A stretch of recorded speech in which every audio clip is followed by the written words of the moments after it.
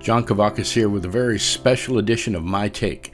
You may have heard that there have been some significant changes occurring at Brooklin over the last few weeks. Well, we were able to sit down with Simon Elford, the managing director of Brooklin, to get his input on these changes.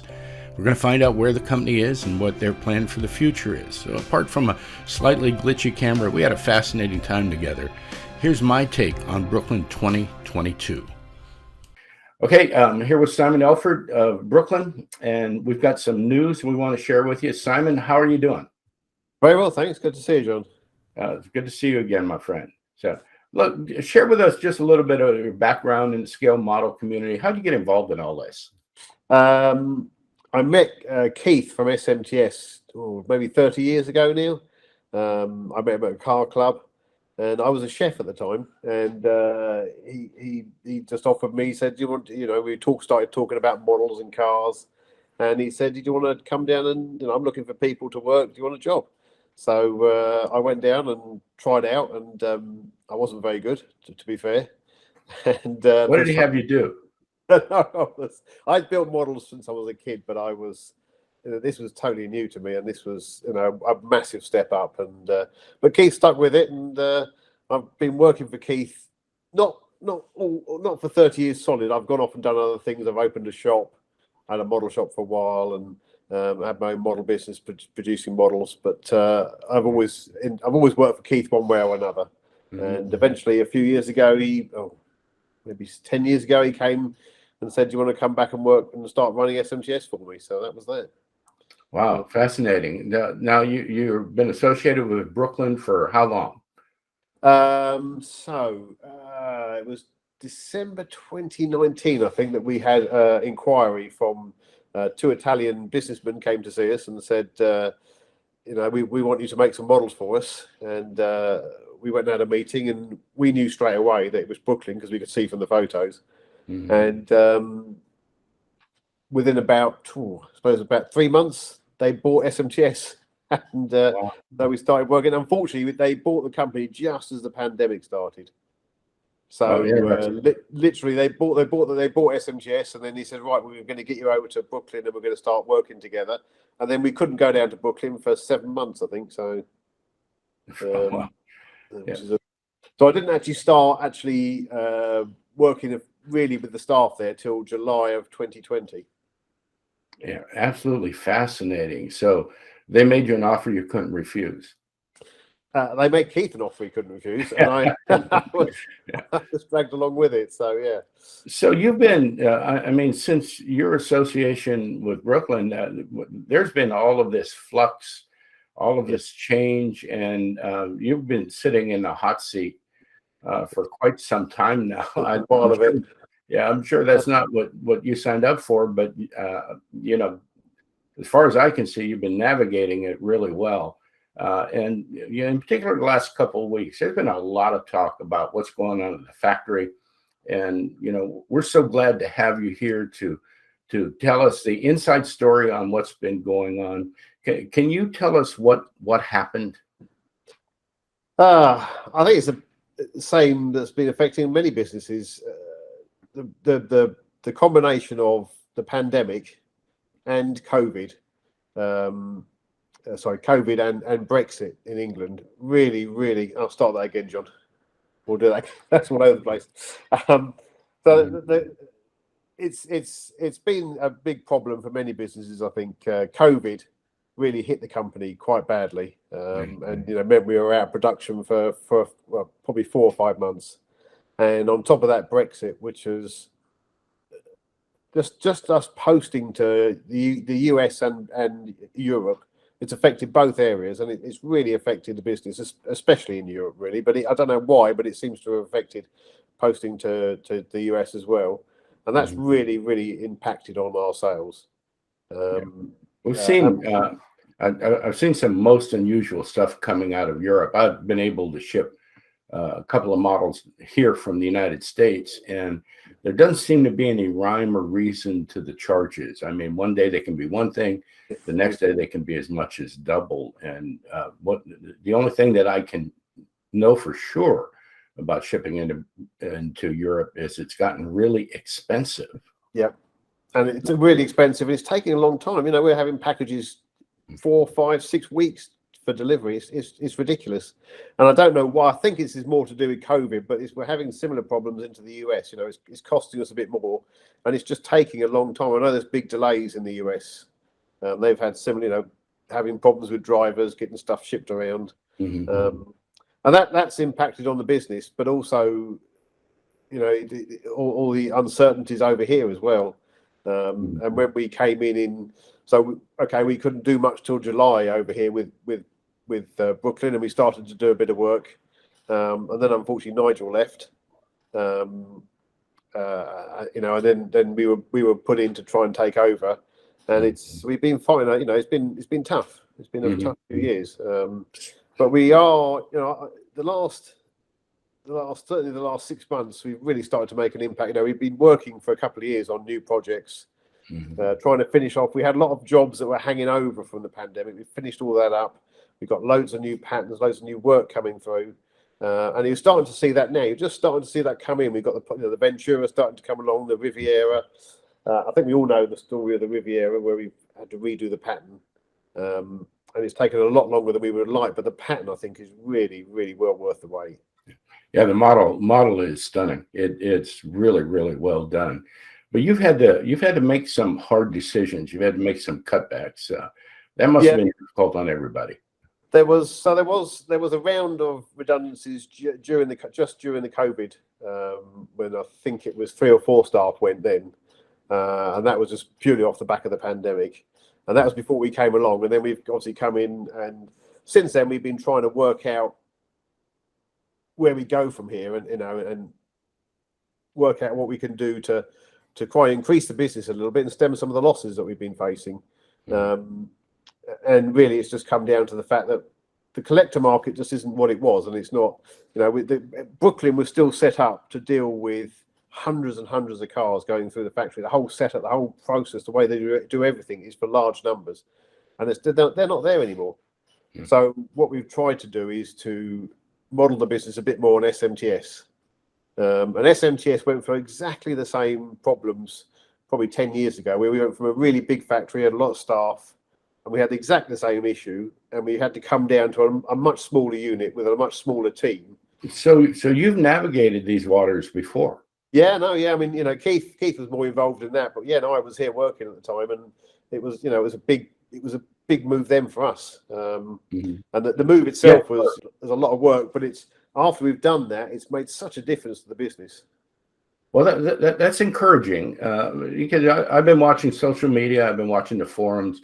There are a lot of people who are concerned about long-term viability, and if this is just the first cut before everything falls apart. But this formula you're telling me worked for SMTS. Yeah, I mean, you know, they were going for the same thing. You know, back in the 80s and early 90s, things were booming, and you know, they both built. You know, Keith built his own factory. Brooklyn had their own factory, you know, built and equipped.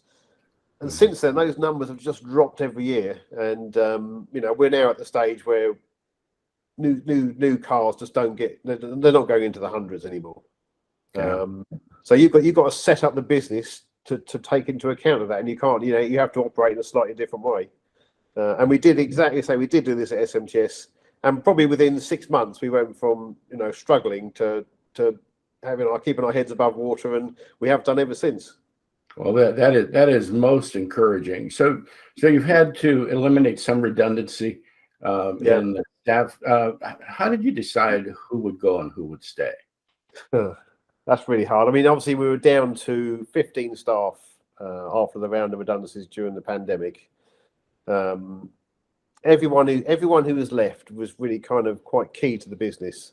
So it wasn't a case that we could say, oh, well, this person doesn't do this. Well, it was really hard. There was no easy answers to any of this.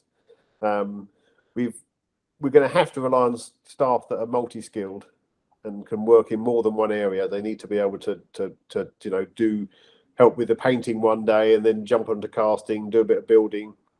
A lot of staff in Brooklyn can already do that.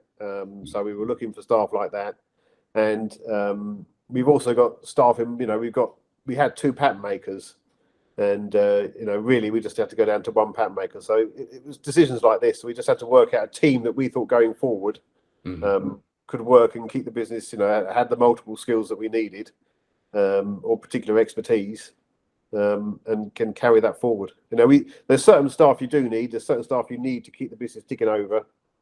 And unfortunately, everybody who's left is not left because they weren't necessarily the best at what they were doing or they weren't up to the job. It's just the knife had to fall somewhere. It was really, really hard. Yeah. Everybody, I think the youngest member of staff at Brooklyn had been there about 10 years. Everybody else was 25, 30, 40 years. So it's tough. And they're a family there. They've been together so long. Yeah. So these aren't decisions that, these are decisions that really hurt. And I've been in your seat before, and I know how difficult that can be. And yeah. I had the privilege of being in communication with you during that period, and I know how much of a strain it was on you. I personally want to thank you for going through it. Right now, Brooklyn and SMTS is the center of the universe for white metal models, and that tells you all you need to know as well, of course, doesn't it? Over the years, in Hastings alone, I think we had 3 or 4 quite big companies, and they've all gone. Yeah, one way or another, they've all gone. Well, I appreciate the fact that you're still offering us our little jewels here. So for me, that's exciting to know that you have a plan to go forward. And it's not just something that you made up at the last minute, even with the excellent team from Italy. But this is something that has worked in the past. So I think that gives us some faith that it'll work again as you make these efforts to keep us in the hobby. So, there are a lot of us that are addicted to white metal. And it's obviously that is a relatively small collector's market, but there are people who still appreciate that and still love the stuff, that love the feel of the white metal.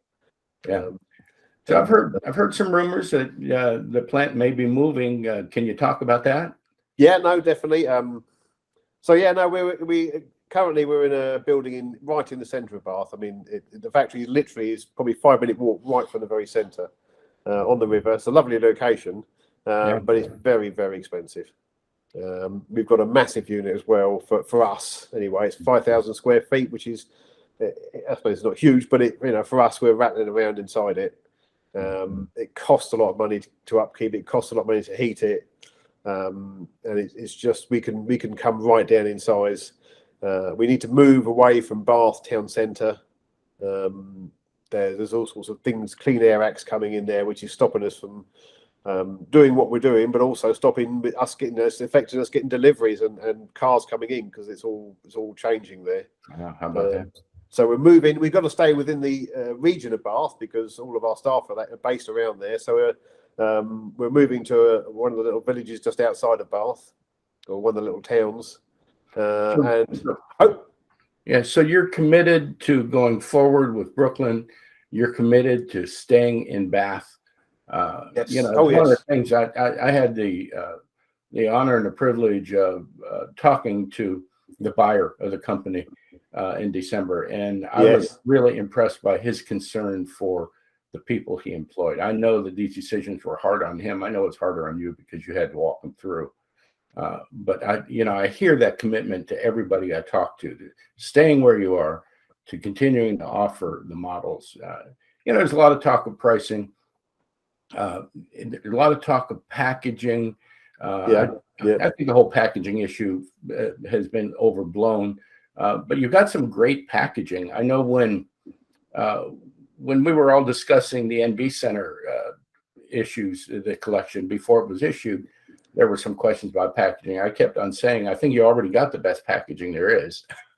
How did you arrive at the decision? I saw there's new packaging for the Riviera. That's pretty impressive. I've got a sample here. Hold on. Yeah, so we've got some new packaging because we've been having a few issues with the existing packaging that it really wasn't delivering 100%, and some of the cars were getting damaged. So we've redesigned it, and it's going to be a lot more secure for the cars when they're being sent.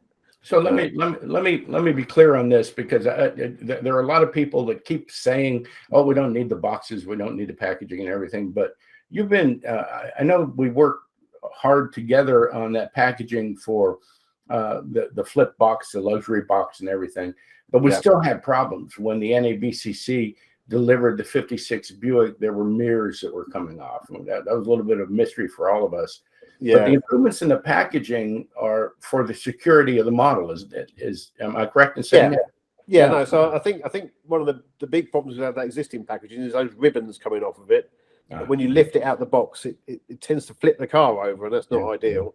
You got to be ready for it. Yeah, I've got to be ready. And you know, we're now, because we're adding mirrors to the outside and aerials.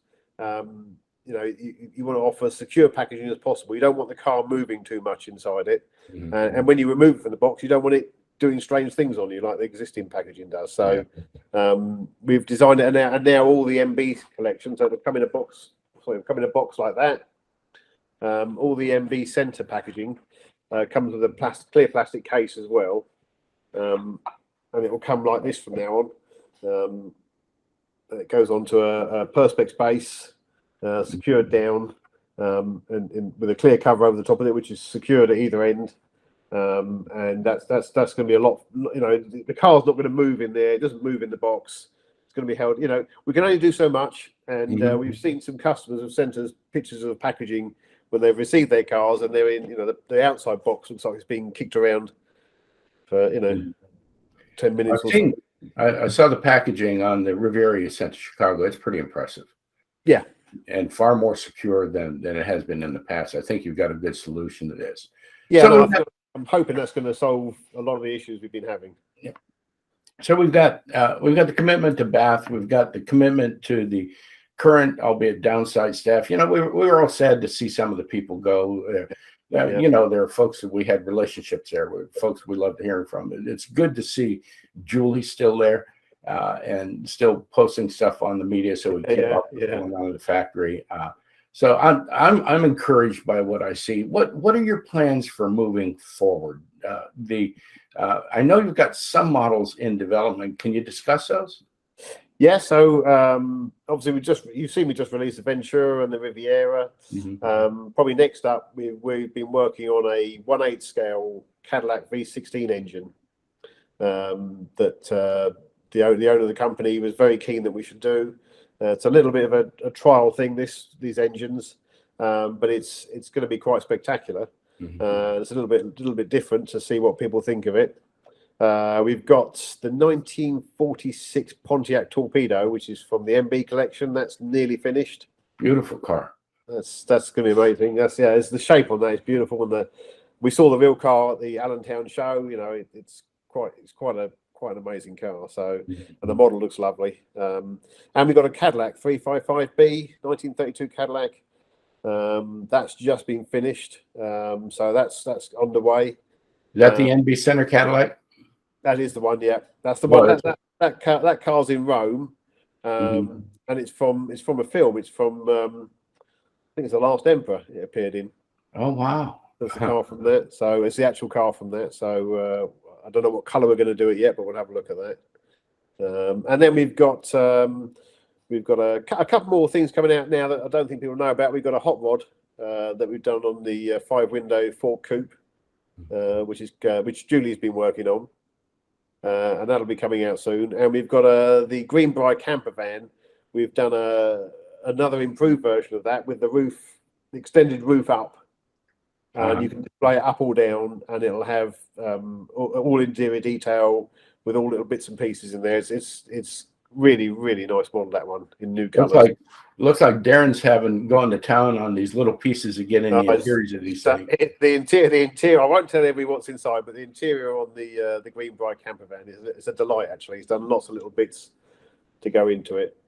So we had the prototype for the Ventura in Chicago, and it needed a little bit of work, but it's a prototype, you know.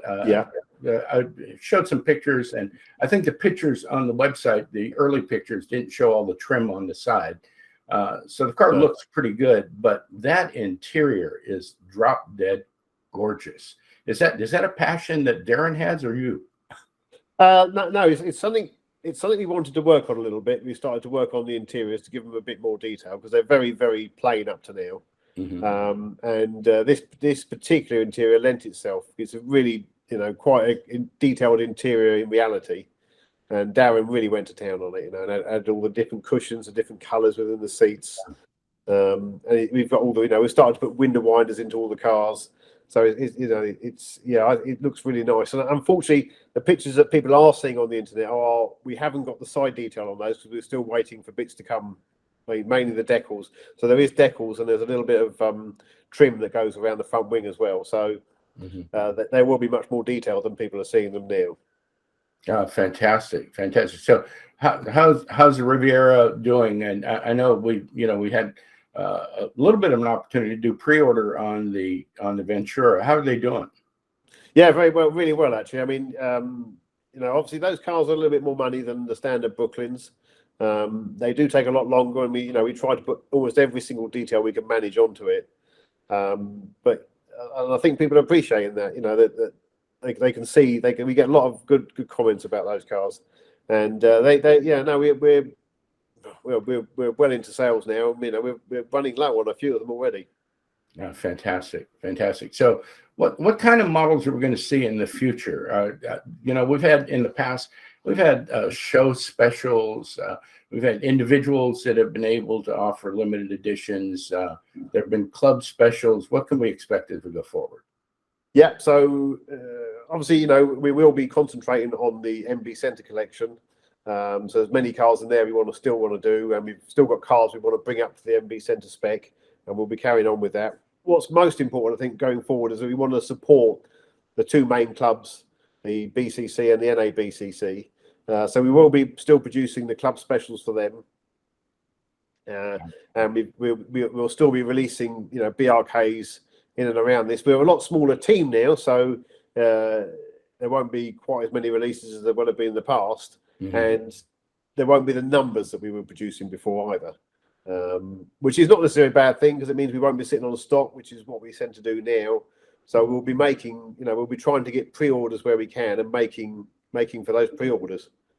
But it's important to us that the Nba Center collection is something that we want to do, and it's something that the owner of the company wants us to do. But alongside that, we want to support the two main clubs as well, because we realise how important they are and how they've supported us right since the beginning. Really, I mean, I know many customers have been with us since the beginning. Yeah. So you'll be doing pre-orders through the clubs. Yes. So we tend to we've spoken to yourselves in the NABCC, and we're talking to the BCC now about how we go about offering exclusive deals to club members, and how we go about pre-ordering just through the club themselves. I love that. All the more reason to be part of a club. It's important. It's important to support that. That's over all the years and over all the different issues around the time. The clubs have always been there, and that's what's really kept Brooklyn going and kept everybody enthusiastic about it. Yeah, I'm familiar with the guys over at the BCC. And of course, we're relatively new over here at the NABCC, but both clubs are relatively economical to join. And I think with this new relationship we have with Brooklyn, it makes being a member of the club a great value. So I'm looking forward to how things go forward. I've heard your heart. I've heard Keith Daniele has, he's been there with us every step of the way. Yeah. It really is kind of an exciting time. As much as we regret some of our more familiar folks having to move on, it's an exciting time. And I think even more exciting is the fact that you got a plan that works. So before we leave everybody, what would you like to say to all those Brooklyn faithful that are hanging on every word you're saying right now? What message would you like to give them? Well, it's been a difficult time, and I appreciate some of the worry that people have had about what's happening. All I can say is, this is the staff that are left are really enthusiastic. They want to carry on. I'm hoping that everything we're doing is going to set the company up for the future and make us a more viable and stable company, so we won't have to go through these kind of changes again. And we've got some good plans, and there's some good models, some good releases coming out. And we will just, we'll keep going forward all the time. There is no reason to think that Brooklyn's going. There's no reason to think, it's the end. It's just a different chapter in the story of Brooklyn, really. Fantastic. Well, look, Simon, I know you're really busy. I appreciate the time you spent with us.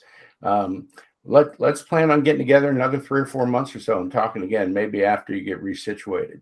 Yeah, no, I think yeah, we could do that. I think once we move factories, it'd be good for everyone to see what's happening. And yeah, I can show you where we are. Fantastic. Thank you very much, Simon. Have a good one. Yeah, thank you very much. Thanks for this. Yep. Bye.